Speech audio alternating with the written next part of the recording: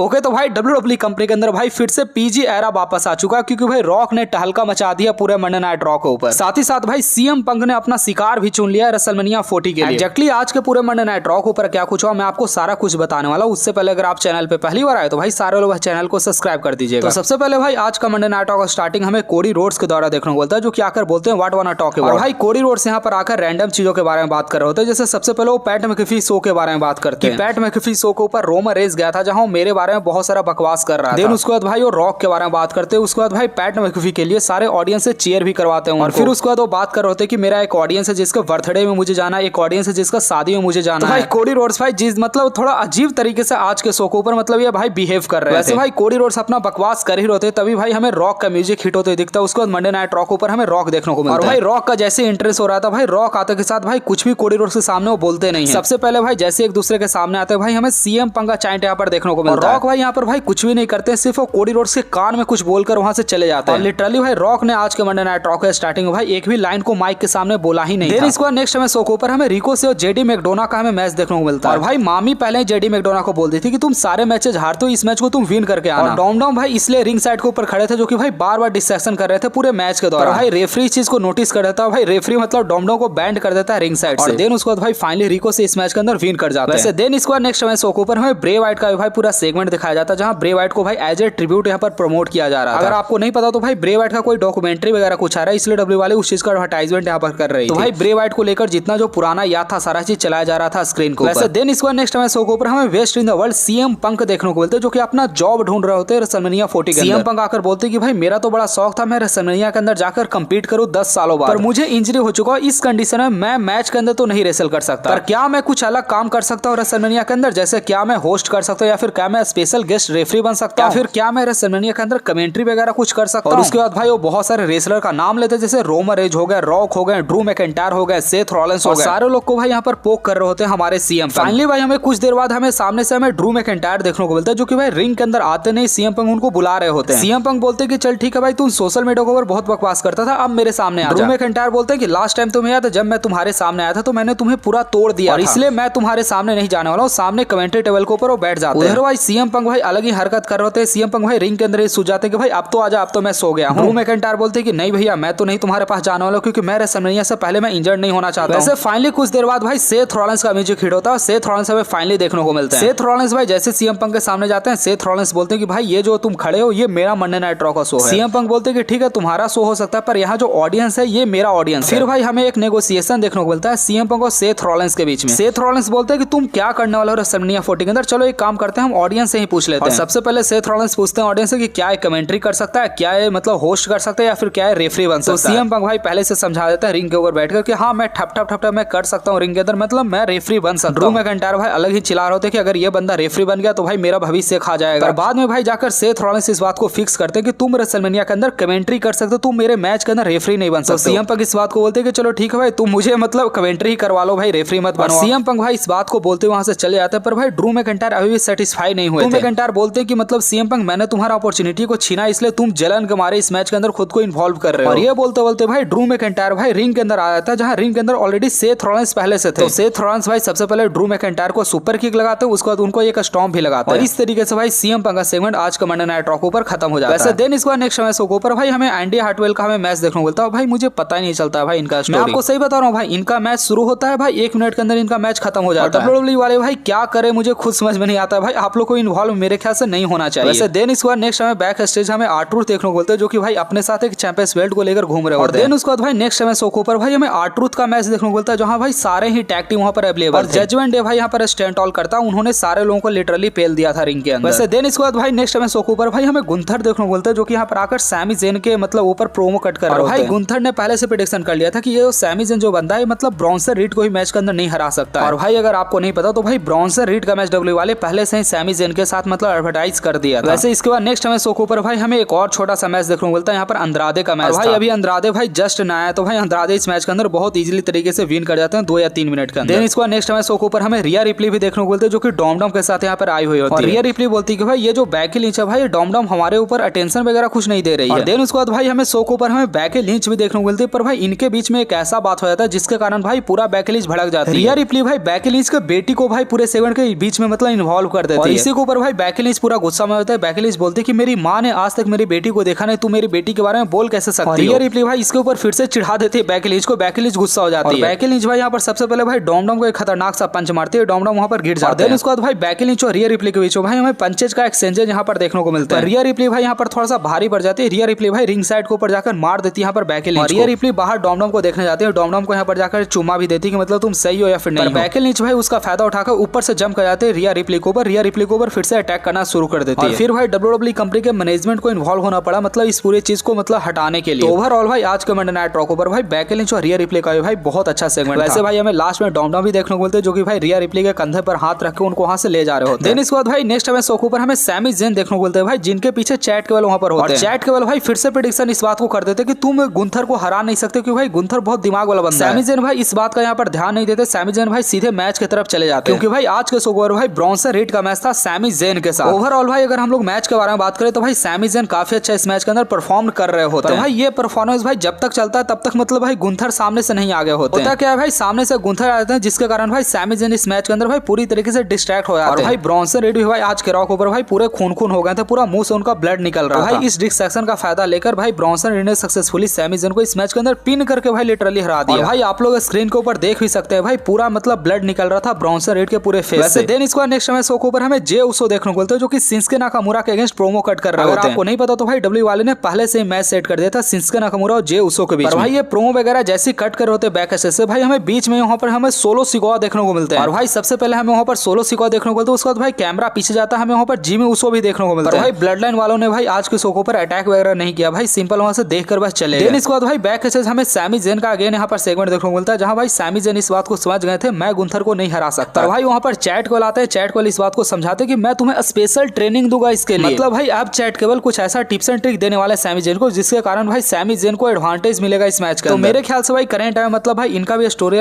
काफी कमाल का मतलब करंट टाइम में चल रहा है। वैसे देन इसके बाद भाई शो के मेन इवेंट से पहले हमें सेथ रॉलिंस देखने को मिलते हैं जो कि भाई जे उसो को इस बात को बोलते हैं कि तुम मैच के अंदर विन करके आओ, मैं हूं तुम्हारे साथ मैच के अंदर, अगर कोई लफड़ा होता है तो मैं तुम्हें संभालने के लिए हूं। वैसे फाइनली हमें शो के ऊपर हमें शिंसुके नाकामुरा और जे उसो का मैच देखने को मिलता है। ये मैच अपने आप में बहुत कमाल का मैच था और भाई जैसा कि एक्सपेक्टेड था इस मैच के अंदर आकर ब्लड लाइन अटैक कर देता, पर भाई उसको काउंटर करने के लिए यहाँ पर सेथ रॉलिंस और कोडी रोड्स को आना पड़ता है। भाई फाइनली इस मैच के अंदर भाई जे उसो अपना विक्ट्री ले लेते हैं। जे उसो शिंसुके नाकामुरा को हरा देते हैं। भाई जैसे भाई बैक से जिमी उसो को भाई कोडी रोड्स लेकर जाते हैं भाई तभी हमें भूचाल देखने को मिलता है। नहीं कहां से रॉक आ जाते हैं। रॉक आकर कोडी रोड्स के ऊपर अटैक करना शुरू कर देते हैं बहुत ज्यादा बुरी तरीके से। भाई रॉक यहाँ पर सिर्फ हाथ से नहीं मार रहे होते, सामने जो भी चीज आ रहा था सारा चीज से रॉक अटैक कर रहे थे कोडी रोड्स को। फाइनली भाई रॉक कोडी रोड्स को मारते मारते भाई गैराज के अंदर लेके चले जाते हैं जहां उनको पूरा लेटा देते हैं। वहां पर लेटाने के बाद भाई उनका लिटरली पूरा शर्ट वगैरह फाड़ देते हैं, उनका सर वगैरह पूरा फाड़ देते हैं। रॉक भाई उसके बाद कैमरा के ऊपर आता है जहां रॉक कैमरा के सामने इस बात को बोलते हैं कि मामा रोड्स मैं तुम्हारे बेटा को पूरा खत्म कर दूंगा। मामा रोड्स भाई अगर आपको नहीं पता तो भाई कोडी रोड्स की माँ का नाम है जिसको भाई बार बार पोक करते हैं मतलब रॉक ने भाई जिस तरीके से बोला था कि कोडी रोड्स तुम तो टाइटल विन करने वाला पर तुम मेरा टाइटल विन करने वाला। और भाई रॉक एक्चुअली एक टाइटल को लेकर आते हैं जिसके ऊपर मामा रोड्स वहां पर लिखा हुआ होता है। और भाई इस पॉइंट पर भाई यहाँ पर कोडी रोड्स का भाई पूरा चेहरा था पूरा खून से लथपथ था। खून से सबसे पहले भाई अपने हाथ के ऊपर लगाते हैं और वो जो खून रहता है भाई पूरा टाइटल के ऊपर लगाते हैं, बोलते कि मैंने जैसा बोला था मैंने वैसा ही किया है। एग्जैक्टली यही होने वाला रेसलमेनिया 40 के अंदर मैं तुम्हारे बेटा को पूरी तरीके से डिस्ट्रॉय कर देने वाला हूं। और रॉक का भाई जिस तरीके से भाई हमें रूप देखने को मिला वो सच में भाई एटीट्यूड एरा वाला ही लुक था। वैसे भाई अभी इसके बारे में भाई हम लोग और भी बहुत सारे चीज को डिस्कस करने वाले, तो भाई सारे लोग चैनल को सब्सक्राइब कर लीजिएगा, सारे लोग वीडियो को लाइक कर दीजिएगा और साथ ही साथ जिन लोग को अपने भाई से बात करना है भाई सारे लोग इंस्टाग्राम के ऊपर आ सकते हैं।